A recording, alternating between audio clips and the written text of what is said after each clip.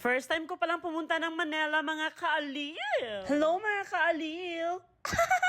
For today's video, mga kaaliw, pupunta nga tayo ng Manila. And alam nyo ba, first time ko talaga, mga kaaliw, kaya naman nagpahatid kami ni Papa papuntang airport, Pagadian City, mga kaaliw. And then yung kasama ko ay yung mother ko, mga kaaliw. At dahil nga first time ko, mga kaaliw, kailangang i-vlog ko talaga to para meron akong memories and remembrance, mga kaaliw. Ganun. And this is it, mga kaaliw. Ito nga yung airplane na sasakyan namin ni Mama. Kaya naman, let's go, mga kaaliw. May mga nagtatanong kung ano ang gagawin ko sa Manila.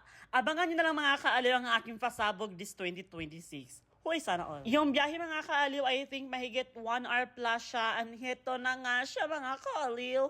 Welcome to Manila, Aliw Queen. This is it, your first time here in Manila. Uy, grabe naman. At dahil first time ko, mga kaaliw, kaya naman sobrang excited ko. And alam nyo ba, na ignorante pa nga ang inyong Aliw Queen dahil sobrang laki ng Manila, mga kaaliw. Buti na lang talaga, mga kaaliw, kasama ko yung mama ko. Kasi pag hindi, ay nako, kung saan ako pupulutin.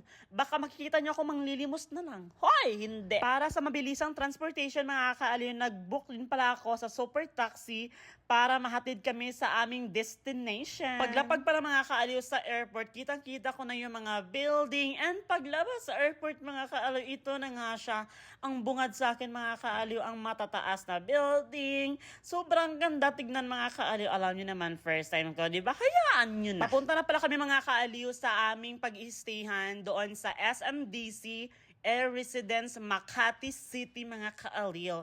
At ito na nga, sobrang ganda, sobrang galante, mga kaaliw.